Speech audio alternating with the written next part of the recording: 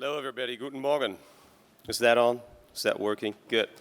Katharina, Lars, Torben, and the fantastic team, thank you very much for setting this important Transatlantic Sync conference on the agenda. And I sincerely hope, and I can only endorse the idea that the Consul General so rightly pointed out, to have a larger footprint of Germany here, a better platform, a better presence. We can do so much more. We're still underperforming. So thanks for that idea, but thanks again for this wonderful team, for the idea. And it's always a long way from the first idea. I did it like 2 years, 18 months or something like that, actually to bring this thing into life, to make this reality. And that is a big achievement. Thanks for that. I would also like to congratulate her, to welcome Olaf Groth, the Consul General, the official title of Hans-Uli Südberg, and the Honorable Kotrabrewski. Everybody is here, dear guests and friends of both Germany, America, and of everything that has to do with technological advance. Yeah, it's an honor for me having me here as the representative of the German government, having a position in the Federal Foreign Office, but also this is a position that represents the transatlantic work of the whole German government, so I'm happy to be here.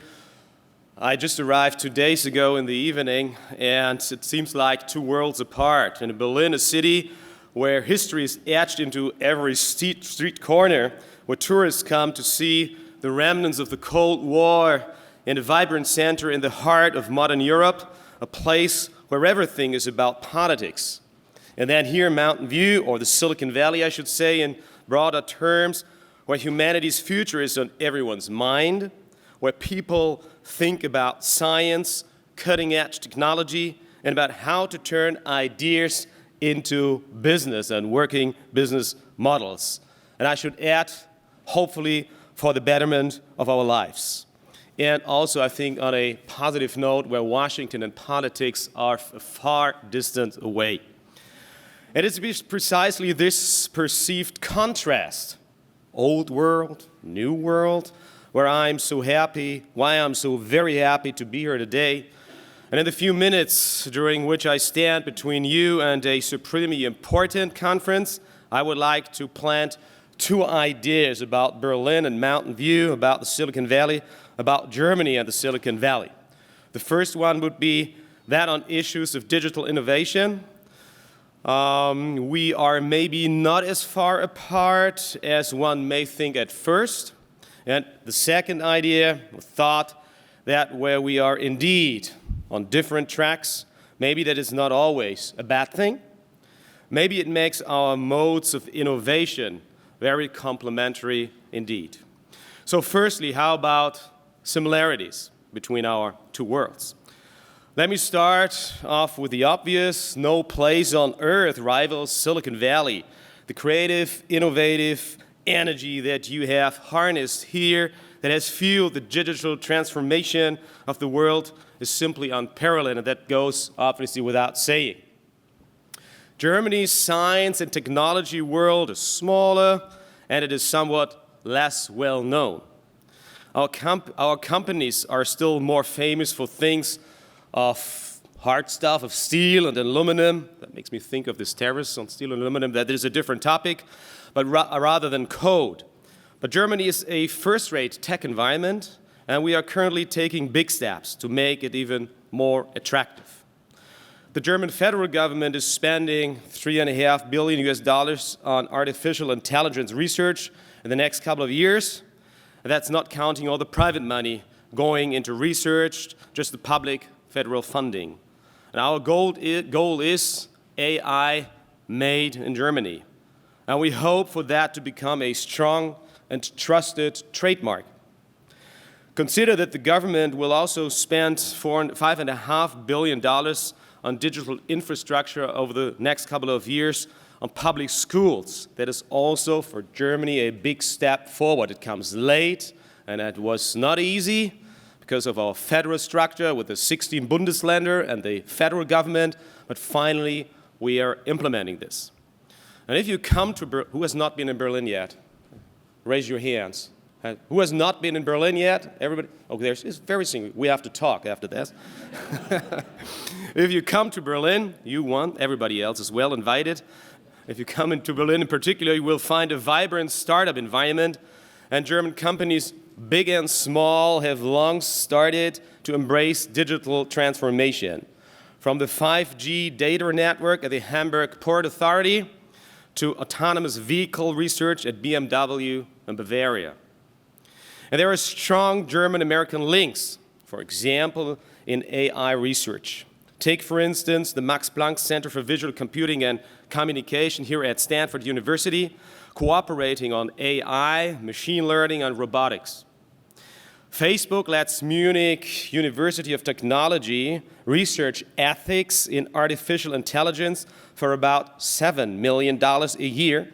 And the German Science Ministry supports an AI research institute at Berkeley University. So lots and lots of valuable cooperation, but as I said earlier, is that enough? Certainly not. And we can do and we have to do so much more. We're still underperforming. And I'm strongly convinced, and I consciously endorse the idea that we need a further German platform, a German house, to enhance our German footprints in the Silicon Valley area here at the West Coast. Germany has an excellent reputation, also in the technology environment, so we should not hide behind that. We should stand up for that and cooperate much more, and that is so important that I hope something comes out of this conference, Transatlantic Sync, that would inspire, especially politicians in Germany, to engage more. And actually, that's why I'm here, that I'm happy to be here, and that I get inspired every time that I visit the Silicon Valley. But when I say that Berlin and Mountain View are similar, to some extent, I don't just want to say, hey, we're also doing cool stuff over in Germany. Because there are much more competent inventors, engineers, and computer scientists in this very room alone who can tell that story much better than me. And B, because these two places, our two peoples, connect at a much more profound level. What is truly synced about Germany and America is that we share the same values. And yes, politicians tend to speak, especially in these challenged transatlantic times in the political world, a lot about these shared values, but it's important that we must not forget we need, for everything that the Silicon Valley is doing, that Berlin is doing, we need a solid fundament. So I encourage you to also think not only about the great things you're doing in the technology world, but also about politics. It is important that we too cooperate and work together, and otherwise things that you are doing will never really reach the hearts and daily lives of people. We need to do that together. I don't want to turn this into a civics 101 class, but our society's belief in democracy, in the liberty of the individual, in the fundamental worth and dignity of every human being, and in accountable governments. And we, of course, all want to create technology that empowers and strengthens those values to improve our lives and not to diminish them. Now, we do not always succeed in that right away, but in the end, it is what we do strive for. And I'm convinced that more often than not, we will succeed. These values are so ingrained in our cultures, it sounds almost banal to even list them. But only until you really realize that there are other ways of doing business and other ways to run countries. At the intersection of technology and foreign policy, we talk a lot about the People's Republic of China. And for all the amazing things that the Chinese have done since Deng Xiaoping's time to pull themselves out of poverty and up to the heights of technological advance, right now their arc of technology does not seem to bend towards freedom. On the contrary, we are seeing digital technology put to use there in truly Orwellian ways. An ever more separated Chinese internet, a so-called social scoring system to control every man's every move, and forcing tech companies to collaborate with the security institutions. One of the examples is Huawei ZTE 5G infrastructure, a huge political debate that we're currently leading, not only with the Americans, but especially nationally, domestically in Germany. And I, together with some of my colleagues have recently written in one of our newspapers to that. But I don't want to bore you with that. I say that not to create a boogeyman or to fuel the uncertainty that already exists about U.S.-Chinese relations. And I only want to point out that our shared basic values are something really special and really special. They are precious. They are an asset, something to be cherished and treasured, and certainly not something just to be taken for granted. That would be too easy to do and would not work out well in the end. And we should never forget how broad and sturdy that shared basis is when we think about the differences we do have. When we argue about different takes on data protection, for example, or attitudes towards business risks, let us not forget all the much more fundamental values that unite us. In my line of work as both parliamentarian and transatlantic coordinator of the government, we use a lot the term transatlantic partnership, transatlantic friendship. And sometimes it almost, sounds a bit stale, but it is really what it means. A broad, unique set of shared values that unite us. And in the way we conduct people's public affairs as much as in how we implement technology. And that is why I think we need to lead a discussion about the positive effects of cross-border data and information exchange, especially when you consider and think about that 30% of global trade in goods and services, so including digital services, is done between the European Union and the United States of America, almost a third. So we need to have this a public debate in the political world, in the business world, in the scientific world about how we implement standards, how we found common grounds on that issue. And there's something that also can do this Transatlantic Sync Conference. There is something else that we have in common. None of us know where this journey is really going. We have to admit that, I guess. There is a word in Germany called Neuland. It means new land or terra incognita. Those of you who still remember Angela Merkel's famous use of this term in the year 2013, when she was on stage together with US President Barack Obama, she said, the internet is Neuland to all of us. And she caught a bit of a flack for that. But the truth is, of course, that we are only at the cusp of something here. And we can no more see where the digital revolution will lead us than the first Stone Age farmer foresaw where the agricultural revolution would lead, or the first oddball tinkering with a steam engine knew how the Industrial Revolution would change the world. We have a sense that progressing digital technology will greatly change our lives, hopefully for the better, with great speed and in all arenas. But the speed of innovation creates second and third order ripple effects so fast, we just have no way of predicting what the world will look like in just a few years from now, let alone a few decades. Maybe that is not so bad, by the way.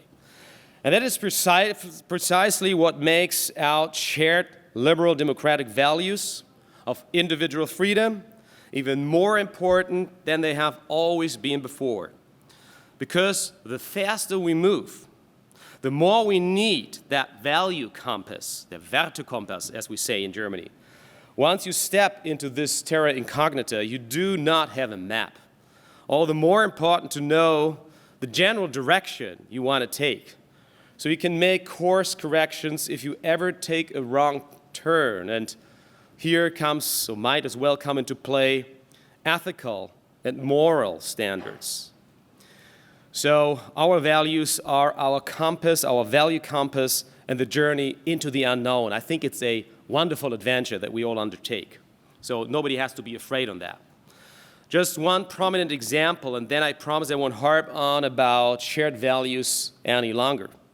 Facebook's turnabout in protecting users' personal data. We all have seen that. It took a scandal to bring it about, but the company eventually realized it needed to do the right thing and to protect its users.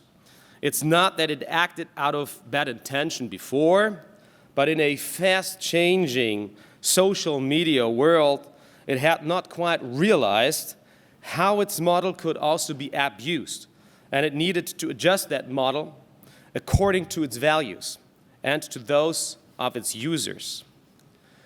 And now to that second point, complementarity. When you talk to Germans and Europeans about digital technology, they are, of course, just as fascinated as anyone here. But you may also notice that that they tend to worry more. We take a different approach. Is it safe? What happens to my privacy? Does that algorithm discriminate against someone? Will this device spy on me, on my family, on my pets, or whomever? This more careful, maybe more hesitant approach may at times seem a bit tedious. I know that. And I fully agree that Germany needs to become more receptive, optimistic about new technologies. Look harder for new opportunities and create positive ideas about our future. But I would also say that these more cautious attitudes, with their stronger focus on regulating technology, can work well if you mix them with the Californian instinct to go and drive ahead. For example, the EU ethics guidelines for trustworthy AI were very well received by audiences here in the United States of America. And of course, much more prominently, the EU Data Protection Directive has shown the EU to be a prudent and powerful regulator in the digital arena way beyond its borders. And as I learned that at the very beginning of next year, the California Data Protection Act will even be much stricter and with much stronger criteria for data protection. So we will all see how that will work out. Another area of complementarity are innovations in the Internet of Things and expertise and a core interest of the German manufacturing sector, where classic engineering and data-driven optimization need to work hand in hand. And where it seems to me that Germany and Californian modes of innovation can really benefit from each other is when we look at the full innovation cycle, all the way from the basic research to business plan.